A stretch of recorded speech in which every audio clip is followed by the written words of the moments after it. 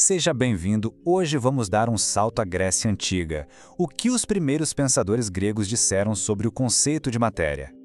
Sabe, muito antes de qualquer filósofo começar a teorizar, a gente já tinha uma noção muito visceral do que era matéria e forma. Pensa só na imagem de um oleiro. É poderoso, né? Há milênios, a humanidade pega a argila, que é a matéria pura ali, maleável, e com as mãos dá a ela uma forma totalmente nova. Transforma em um vaso, um prato, o que for. Então, vamos aprofundar um pouquinho nisso. Essa experiência tão prática, tão tátil de pegar o barro e transformar ele num objeto útil, foi o alicerce, a base concreta que os pensadores gregos precisavam para começar a construir suas ideias bem mais abstratas.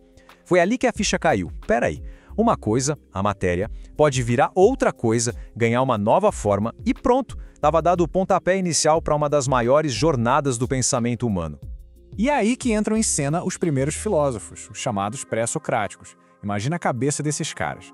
Eles olhavam para essa variedade imensa do mundo ao redor e se perguntavam: será que tudo isso, no fundo, não vem de uma única coisa, uma fonte original?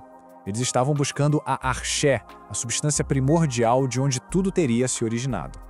E claro, cada pensador tinha seu palpite. Tales de Mileto, por exemplo, apostava todas as fichas na água. Outros já apontavam para a terra, para o ar ou para o fogo.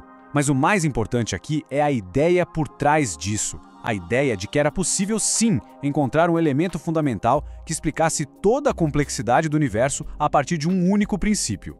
Agora, o que é realmente genial aqui é como eles começaram a sistematizar isso. Não era só dizer que os elementos existiam. Eles criaram sistemas onde as combinações desses elementos explicavam as qualidades que a gente percebe no mundo. Fogo mais ar, por exemplo, geraria o quente. Terra mais água, o frio, e por aí vai. Era basicamente a primeira tentativa de criar uma física do mundo.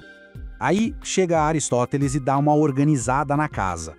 Ele consolida essa teoria dos 4 elementos para o nosso mundo aqui, o mundo terrestre, que a gente sabe que muda e se transforma. Só que, ao olhar para os céus, para os planetas e para as estrelas, ele via perfeição, imutabilidade. Para explicar isso, ele propôs um 5º elemento, o éter, a substância celestial e perfeita da qual os corpos celestes seriam feitos. Isso nos joga direto no grande debate filosófico da Grécia. O que é mais fundamental, afinal? A forma universal e perfeita de algo, tipo a ideia de humanidade? Ou a matéria específica que faz de cada um de nós um indivíduo único, de carne e osso?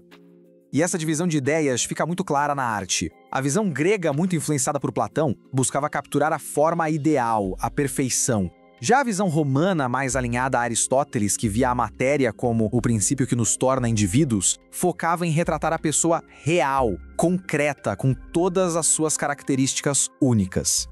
Pega as estátuas gregas, como o famoso Discóbulo. O artista ali não está tentando retratar um atleta específico, o Zezinho que arremessava bem. Não, ele está tentando capturar a forma perfeita, a ideia racional e universal do movimento atlético. É a busca pela essência, não pelo indivíduo. Agora, vamos contrastar isso com os romanos. Aqui, o foco é o oposto. Os bustos romanos são incrivelmente realistas. Eles não escondem as rugas, as verrugas, as imperfeições. O objetivo era justamente capturar a pessoa de verdade, o indivíduo concreto em toda a sua particularidade. Isso ilustra de forma brilhante a ideia de Aristóteles de que a matéria é o que nos torna únicos. Mas tinha uma corrente de pensamento que era radicalmente diferente. Demócrito e os atomistas chegaram e disseram: e se a gente não precisar de formas para nada? Para eles, a realidade era composta apenas de matéria, partículas minúsculas e indivisíveis chamadas átomos, se movendo no vazio. E tudo que a gente vê seria só diferentes combinações desses átomos. Lá na Grécia Antiga, o atomismo era uma visão meio que da turma do contra. Mas essa sementinha materialista, a ideia de que só a matéria existe, ela floresceu séculos depois, especialmente durante o Iluminismo, e se tornou uma das ideologias mais influentes do mundo moderno. O ponto central do materialismo foi talvez resumido da forma mais direta e crua possível pelo filósofo Ludwig Feuerbach, com essa frase: o homem é aquilo que ele come. A ideia é essa mesma. Nós somos, em última análise, um produto da matéria que a gente ingere. Não tem alma, não tem forma transcendental, só processos materiais. E essa pintura do Arcimboldo, embora seja de outra época, serve como uma metáfora visual perfeita para essa ideia. Ele compõe um rosto humano inteiramente a partir de elementos materiais e terrenos, animais nesse caso. É uma representação artística incrível da visão de que somos feitos da matéria do mundo. E se a gente levar o materialismo às últimas consequências, as implicações são profundas. O ser humano passa a ser visto como um complexo aglomerado de matéria. A felicidade pode ser resumida à satisfação de necessidades e prazeres materiais. E a própria matéria, sem um princípio organizador externo, precisaria ter a capacidade de se auto-organizar, ganhando atributos quase divinos. E aqui a gente chega a um paradoxo fascinante. Justo quando a visão de mundo materialista se tornava dominante, a ciência moderna, ao investigar a fundo o que é a matéria, descobriu que ela é algo incrivelmente misterioso e difícil de definir. A jornada da física é a prova disso. Começamos com os átomos, que a gente pensava que eram sólidos. Depois dividimos em partículas subatômicas. Depois em quarks. Hoje, as teorias mais avançadas, como a teoria das cordas, sugerem que a base de tudo são vibrações de energia. A matéria sólida meio que desapareceu, e ainda temos os mistérios da matéria e da energia escuras. A ciência simplesmente não consegue cravar o que a matéria é. E isso nos traz de volta, de forma surpreendente, a Aristóteles.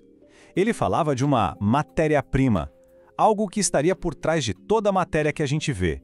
Essa matéria-prima não seria uma coisa, mas sim pura potencialidade.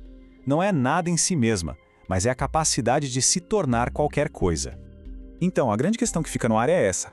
Será que a física moderna, ao descrever a realidade fundamental como campos de energia, probabilidades e vibrações, não está, de certa forma, redescrevendo o antigo conceito de matéria-prima? Uma pura potencialidade que só se torna real quando observada ou informada? Parece que depois de milênios a busca pela origem de tudo nos levou de volta ao ponto de partida. Se fez sentido para você nosso esforço, dá um like no vídeo. E lembre-se, nessa jornada não convém estarmos sós, por isso compartilhe e traga mais pessoas para a trilha certa. A trilha certa.